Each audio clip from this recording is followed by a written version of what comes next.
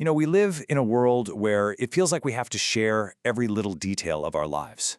But today, we're going to talk about the ancient art of discretion, something that's probably more valuable now than ever before. We're diving into the wisdom of knowing what to say, and more importantly, what to keep to yourself. Let's get right into it. So let me just ask you, are you an open book? I get it. It feels good to share. It feels natural. But what if all that sharing is quietly chipping away at your peace, your success, and maybe even your relationships? Let's uncover some of the hidden dangers of oversharing together. All right, so here's our game plan. We'll start with the dangers of putting it all out there. Then, we'll walk through a guide on what to keep private, financially, personally, and socially. And we'll wrap up by looking at the incredible power of your own words. So let's begin. So what makes silence so powerful anyway? Well, it's because revealing too much about your life just invites judgment, jealousy, and a whole lot of complication you just don't need. It makes you vulnerable, and it really can mess with your inner peace. Think of it like this. Silence isn't about being sneaky or secretive. It's about being smart with your energy and taking control of your own story. Okay, now that we get why silence can be a form of self-preservation, let's see how this actually works when it comes to money and our careers. This is an area where being a little more discreet can have a huge and almost immediate impact. First up, and this one is big, keep the specifics of your income and your wealth to yourself. The second people know what you're worth, it can instantly change how they see you. It can attract envy, a flood of unwanted requests for money, and it can put a strain on even your closest relationships. This slide tells such a great story that really drives this point home. You've got this old blacksmith living a simple, happy life with his family teapot. But when its huge value is suddenly revealed, his entire world gets turned upside down. He can't sleep, neighbors are hitting him up for cash, and even his own kids get greedy. The only way he got his peace back was by making everyone think the wealth was gone. He secretly sold the real pot, but his quiet life was way more valuable. It's just a perfect example of how public wealth can become a very private burden. And following that same idea, you've got to be careful about how you share your wins.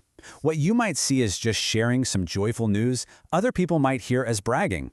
And unfortunately, that can stir up jealousy instead of genuine celebration. This quote, it reveals a tough but kind of true aspect of human nature. People are often fine with a stranger's success, but they can really struggle when it's someone they know.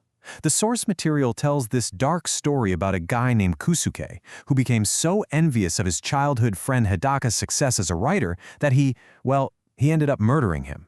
Now that is a super extreme example, of course, but it highlights a powerful truth. Your success can sometimes feel like a spotlight on what others feel they're lacking, and that can trigger a jealousy you never, ever intended. Okay, let's move from the outside world to our inner world. This next section is all about protecting your emotional core, your heart, your history. This stuff is deeply personal, and deciding who gets access is really a critical act of self-care. Think about it for a second. When you're constantly retelling the stories of your past relationships, you're not just sharing, you're basically reliving them over and over. The source describes a man who just couldn't get over an ex. He told her story to anyone who would listen, and he couldn't figure out why he couldn't move on. A wise master told him the obvious. You can't forget something you refuse to stop talking about. By keeping those stories more private, you give those old wounds the time and space they need to actually heal for good. And this little parable brilliantly shows the danger of picking at old scabs. There's a little monkey who gets a cut, but instead of just letting it heal, he keeps showing the wound to everyone he meets. And every time he pulls back the scab to show them, the wound gets worse, it gets infected, and it almost kills him.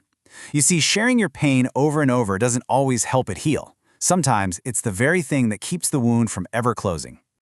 This chart lays out the cold, hard math of sympathy. The source suggests that when you share your problems, a whopping 80% of people don't really care, and the other 20%, they might actually be kind of glad you have them. Now that's a harsh way to look at it, but it's a powerful reminder to choose who you confide in very, very carefully.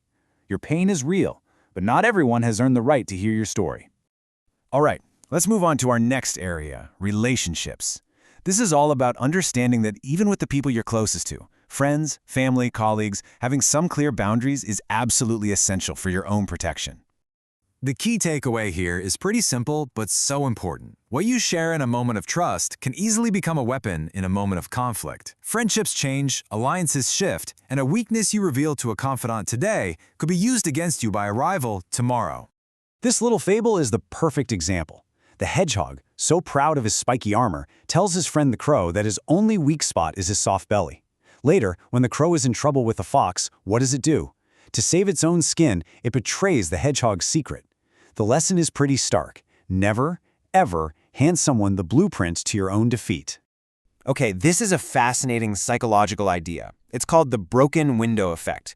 Just like a single broken window in a neighborhood can lead to more vandalism, constantly putting yourself down in conversation can signal to others that it's okay for them to disrespect you too. Instead of building a connection, it actually erodes your standing and kind of invites people to take advantage.